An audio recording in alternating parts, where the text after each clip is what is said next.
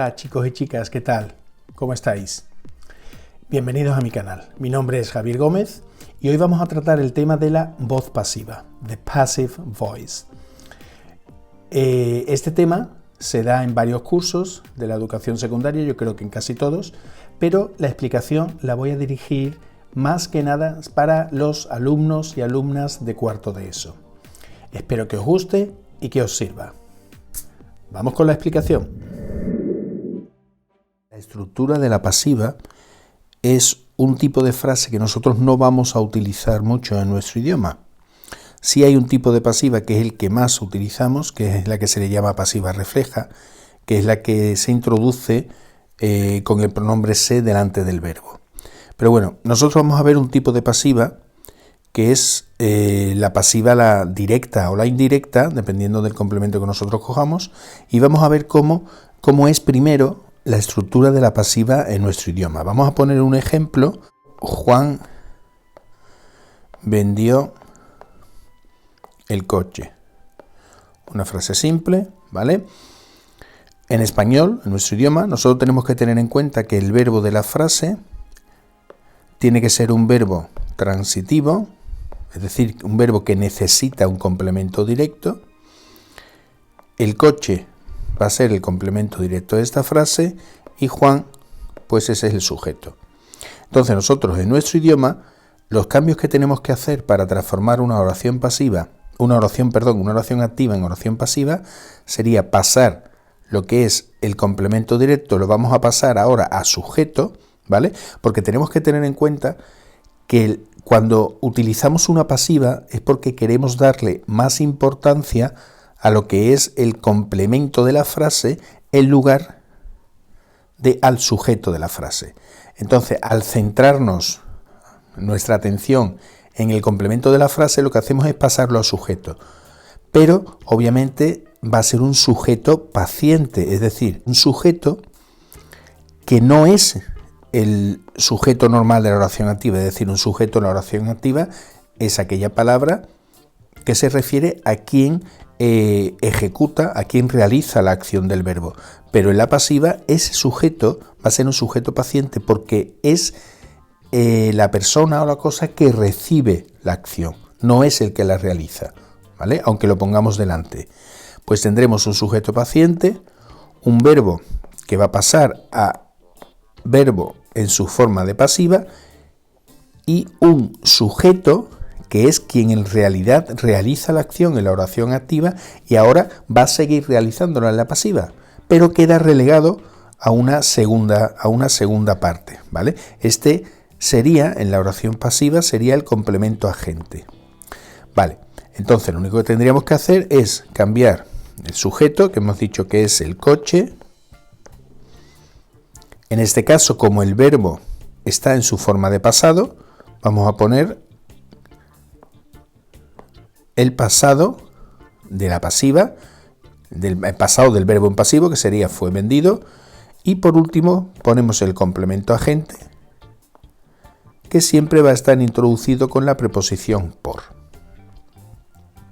Vale, pues estos son los cambios básicos que nosotros tenemos en la pasiva en español. Entonces, si nosotros leemos Juan vendió el coche, el coche fue vendido por Juan, esa oración nos suena un poco más extraña, puesto que no la utilizamos mucho en nuestro idioma, ¿de acuerdo? Bien, sin embargo, en inglés sí es una estructura que se utiliza mucho. Incluso utilizamos una pasiva que es cogiendo el complemento indirecto de la frase y pasándolo a sujeto, cosa que en español eso no lo tenemos. Vamos a ver un ejemplo. El verbo, que es un verbo transitivo, es decir, el verbo va a tener un complemento directo, pero a su vez tiene otro complemento que es el complemento indirecto, es decir, ¿a quién regala María el reloj? A su hermana. Y obviamente María, que es el sujeto. Bien, la pasiva normal en nuestro idioma sería, como hemos dicho, coger el complemento directo, pasarlo a sujeto de la oración, hemos dicho que va a ser un sujeto paciente, vamos a tener un verbo que va a ir en su forma de pasiva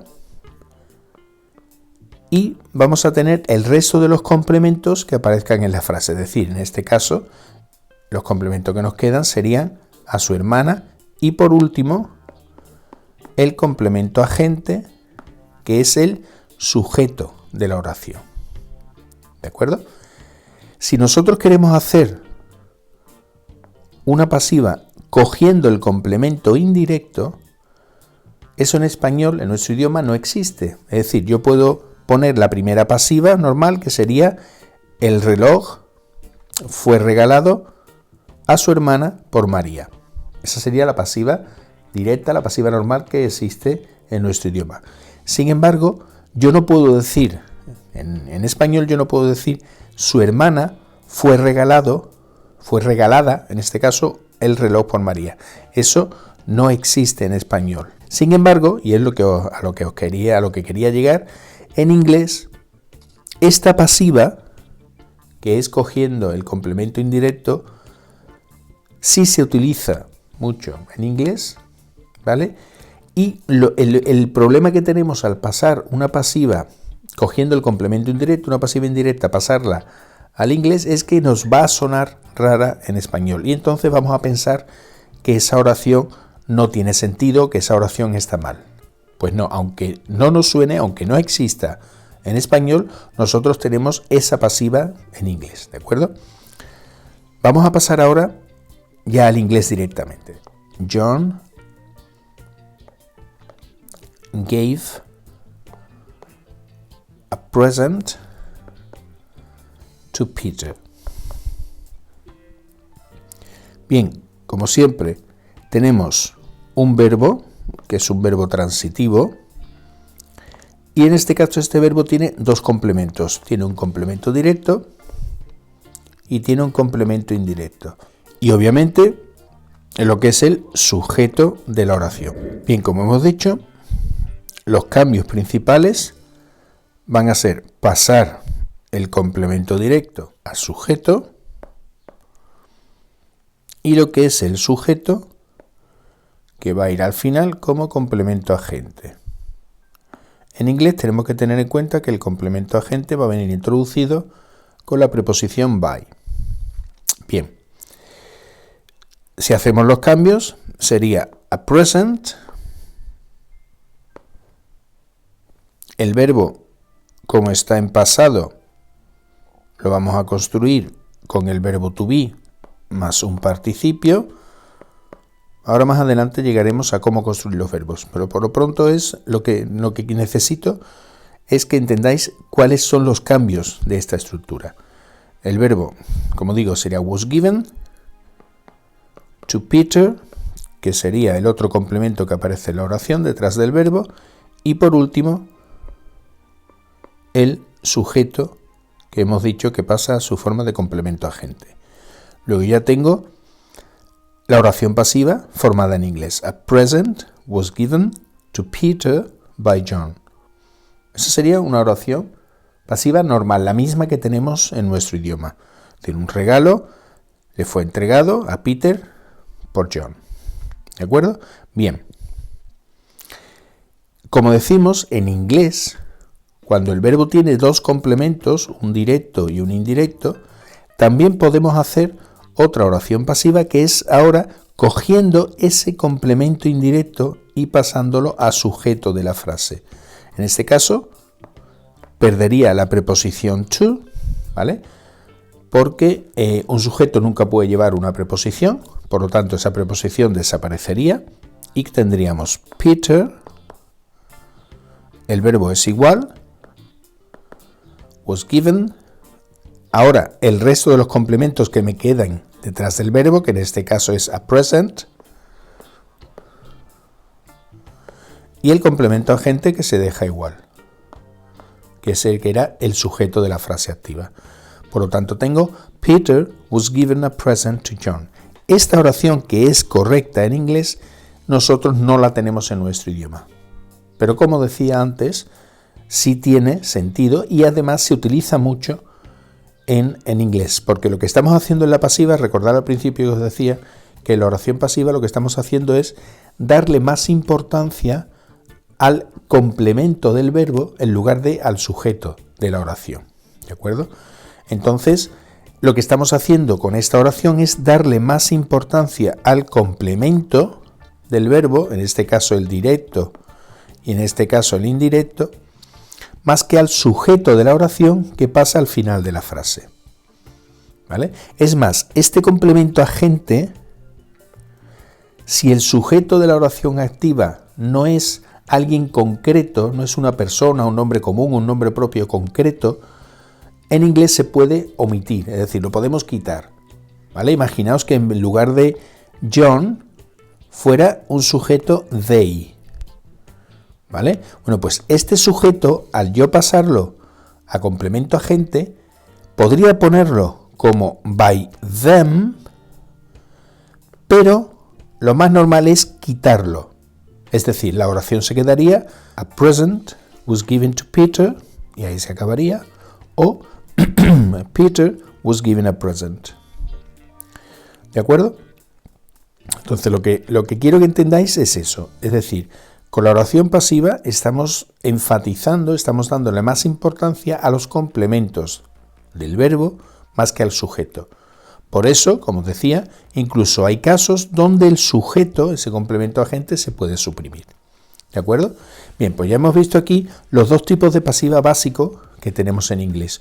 Uno que es cogiendo el complemento directo y otro que es cogiendo el complemento indirecto. Esos serían los dos tipos de pasiva básicos que tenemos en inglés. Bien, vamos ahora a ver cómo cambiaría el verbo de la oración, ¿de acuerdo? Bien, lo primero que yo tengo que tener en cuenta es que para yo pasar un verbo que esté en forma activa, pasarlo a voz pasiva, es que el verbo en la voz pasiva tiene que llevar siempre el verbo to be, en inglés, más el verbo de la frase puesto en su forma de participio. ¿Vale? Recordar que el verbo en participio, si es un verbo regular, se forma añadiéndole al verbo la terminación ed, pero si es un verbo irregular, en cualquier lista de verbos irregulares, pues la tercera columna, ¿vale?, sería el participio, que en inglés se llama past participle. ¿Vale? En las columnas tenemos el infinitivo, tenemos el pasado y tenemos el participio. Bueno, pues un verbo en voz pasiva se va a formar siempre con el verbo to be más el verbo de la frase en su forma de participio. ¿De acuerdo? Bien. Esto es igual que en español, el verbo ser más el verbo en participio. ¿Vale? Es decir, si volvemos a la frase que teníamos al principio, vemos cómo el verbo fue vendido. Es decir, tengo un verbo ser más un participio. Recordad siempre que ese verbo ser va a ir en el mismo tiempo que venía el verbo de la frase. Es decir, como el verbo de la frase en este caso viene en pasado, el verbo ser tiene que pasar a pasado. ¿Vale? Recordamos, el verbo to be tiene que venir en el mismo tiempo que venga el verbo de la frase activa y después el verbo de esa frase activa que tiene que venir en su forma de participio, que ya hemos dicho cómo se forma ese verbo en participio. Vale. Vamos a ver algunas cosas concretas de los verbos. Imaginaos, ¿vale? Vamos a poner aquí verbos en forma activa. Verbos en forma activa. Y vamos a poner una segunda columna que sería su forma en pasiva. ¿Vale? Y vamos a poner ejemplos. Vamos a poner primero un verbo que está en presente simple. ¿Vale? Imaginaos una frase muy sencilla, ¿vale? Simplemente nos fijamos en el verbo ahora mismo. He sends. Él envía, ¿de acuerdo? Lo que envía ahora mismo no nos sirve, no nos hace falta, puesto que lo que vamos a centrarnos en es el verbo. Vale. El verbo está en su forma de presente simple. Si yo lo tengo que pasar a pasiva, yo tengo que poner el presente simple del verbo to be, que puede ser is, are, puede ser am también, ¿vale? Y el verbo de la frase, que tiene que venir en participio. Esta es siempre la estructura de los verbos para pasarlos a pasiva en inglés. Verbo to be, que tiene que venir en el tiempo en el que venga el verbo de la frase. Como hemos dicho que es un presente simple, el verbo to be en presente tiene estas tres formas: am, is o are. Y el verbo en participio, ¿vale? En este caso sería, si pasamos este verbo, el verbo he sends a su forma pasiva, sería am, is o are, y el verbo en participio que sería sent, ¿vale? ¿De qué va a depender coger am, is o are? Pues como hemos dicho que en una oración pasiva lo que yo voy a pasar a sujeto es el complemento del verbo de la activa, pues dependiendo de si ese complemento es singular o plural, pues vamos a utilizar las formas del verbo to be en singular o en plural, is o are. Y esto es si el sujeto pues fuese la primera persona, yo, I. ¿De acuerdo? Luego el verbo quedaría is o are sent. Bien, vamos a ver si es un pasado simple. Por ejemplo, he bought. Él compró lo que sea. ¿Cómo lo pasamos? Verbo to be en su forma, en la forma que venía el verbo, es decir, en pasado simple. Recordar que las formas del pasado simple son was o were. Was cuando el sujeto es I, she, he o it, y el were para el resto. Vale, luego cogemos el pasado del verbo to be, que es la forma was o were, más el participio del verbo comprar, en este caso, que tiene la misma forma que en pasado. ¿Vale? Pero recordad que esto es participio, ¿vale? Mientras que este verbo está en pasado. Bueno, pues este verbo en en pasiva sería was o were bought. ¿Vale? Bien. Esta es la estructura básica cuando nosotros tenemos un verbo en activa que esté en presente simple o en pasado simple. Y esto es cómo se forma. Esta es la estructura básica de los verbos, es la forma más fácil de los verbos, ¿vale? Pero vamos a ver qué pasaría si el verbo está en cualquier otra forma, en cualquier otro tiempo que no sea ni un presente simple ni un pasado simple. Por favor, esto quiero que quede muy claro, es decir, si el verbo está en presente simple o en pasado simple en la frase activa, va a tener estos cambios en la frase pasiva. Solo, repito otra vez, solo si el verbo está en presente simple o en pasado simple. ¿De acuerdo? Bien, vamos a ver qué pasa si el verbo de la frase activa está en cualquier otro tiempo que no sea ni presente simple ni pasado simple.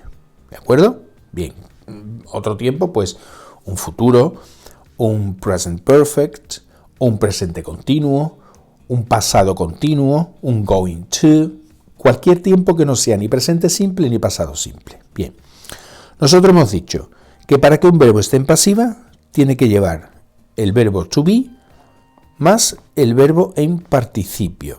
Esa es la estructura básica de un verbo en pasiva. Este verbo to be tiene que venir en el mismo tiempo que venga el verbo de la frase. Por eso aquí lo hemos puesto am, is o are, porque es un presente simple, was o were, porque es un pasado simple. Si nosotros tenemos otro tiempo que no es ni un presente ni un pasado, este verbo to be puede venir de tres formas, que van a ser be, being o being. Detrás va a llevar, como siempre, el verbo en participio. Y delante va a llevar aquello que el verbo de la frase activa llevaba delante. ¿Vale? Así parece que es un poco complicado, pero vamos a ver ejemplos. Imaginaos el verbo will send. Está en futuro simple, significa enviará. Vale. Si yo lo tengo que formar, si no tengo que pasar a pasiva, voy a poner una forma del verbo to be, ¿vale? Vuelvo atrás, una forma del verbo to be, que puede ser be, being o been, más el participio. Vale. vamos a explicar cuándo se cogería be, cuándo been con ing y cuándo been. Bien, empiezo por la fácil, por been con ing. Si el verbo de la frase activa lleva ing, cogemos esta forma, been. Segundo, si el verbo de la frase activa lleva have, has o had delante, se coge esta forma. ¿Vale? Yo me tengo que fijar en el verbo de la frase. Si el verbo de la frase lleva ing, ponemos being con ing. Si el verbo de la frase lleva have, has o had, pongo been. ¿Vale? ¿Cuándo cojo esta? Pues muy fácil, cuando no sea ni esta ni esta. ¿De acuerdo? Repetimos otra vez. Yo me tengo que fijar en el verbo de la frase activa. Vamos a fijarnos en este ejemplo. Yo me tengo que fijar en el verbo de la frase activa. Me olvido ahora mismo de lo que lleve delante. ¿El verbo de la frase activa lleva ing? No. Pues no sería esta forma. ¿El verbo de la frase activa lleva delante have, has o had? No. Pues tampoco sería esta forma. Por lo tanto, ¿cómo paso este verbo a pasiva? ¿Con qué forma del verbo to be? Pues con la que me queda, con be. ¿Vale? Entonces, yo os aconsejo siempre que para hacer una pasiva de un tiempo verbal que no sea ni presente simple ni pasado simple, que ya hemos dicho que son las formas básicas, yo os aconsejo que empecéis por el final. ¿Vale?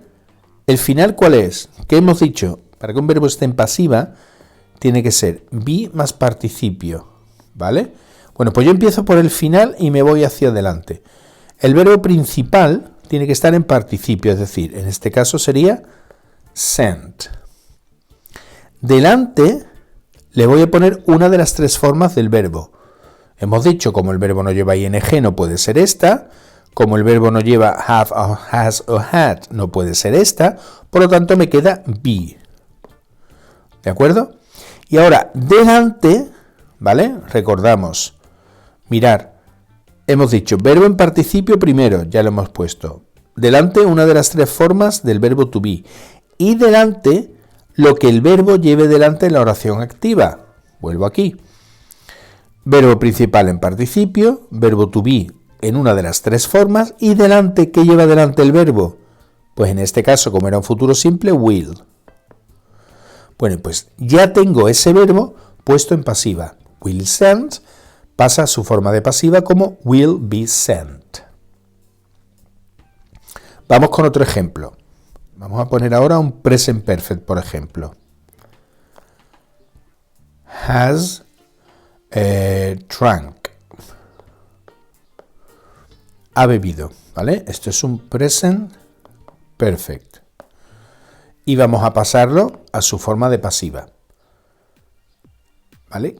Voy a coger el truquito este que os estoy dando final. ¿Por qué? Porque este verbo no es ni un presente simple ni un pasado simple. ¿Vale? Por lo tanto, volvemos al principio. Verbo principal en participio, que en este caso ya va en participio porque el present perfect se forma con el participio. Bien, delante hemos dicho que el verbo to be puede venir en una de estas tres formas. Be, been o been. Vale. Hacemos el orden que os he dicho siempre, que es el más fácil.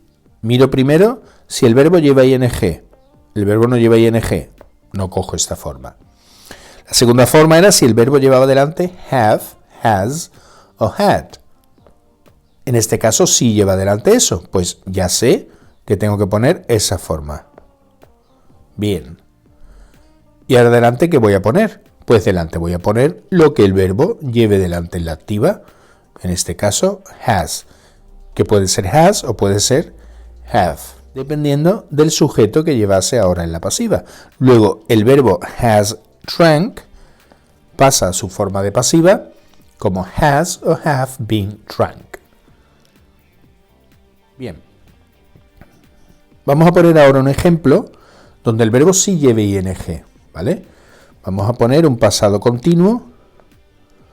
Was, un verbo transitivo, por ejemplo, eating. Estaba comiendo, ¿vale? Esto es un pasado continuo. Vale. Como no es ni un presente simple ni un pasado simple, vuelvo a utilizar la estructura que estamos viendo, ¿de acuerdo? En la estructura que estamos viendo, el verbo principal tiene que pasar a su forma de participio, en este caso, eaten, ¿vale? Delante, hemos dicho, vuelvo a repetir, be, been o been. Empiezo igual que siempre. ¿El verbo de la frase lleva ing? Pues sí, en este caso sí lleva ing, pues ya no me sirve ninguna de las otras dos. ¿Qué hago? Pongo el verbo to be en su forma de ing. Y ahora delante, ¿qué le pongo? Lo que el verbo lleve delante. Pues was. Igual que antes, was, el verbo to be en pasado, was, también puede tener una forma were, dependiendo del sujeto que vaya a llevar ahora la frase activa. Luego, was eating pasa a su forma de was being eaten. Ponemos un ejemplo más. Vamos a complicarlo un poco, ¿vale? Vamos a poner, por ejemplo, un futuro continuo.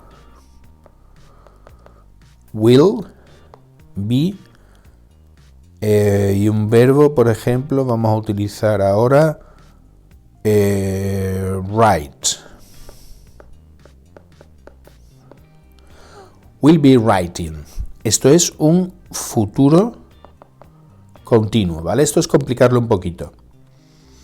Esto en español se traduce por estará escribiendo, ¿vale? Imaginaos una frase, por ejemplo, a esta hora mañana estaré escribiendo las frases, ¿vale? Eso sería un futuro continuo.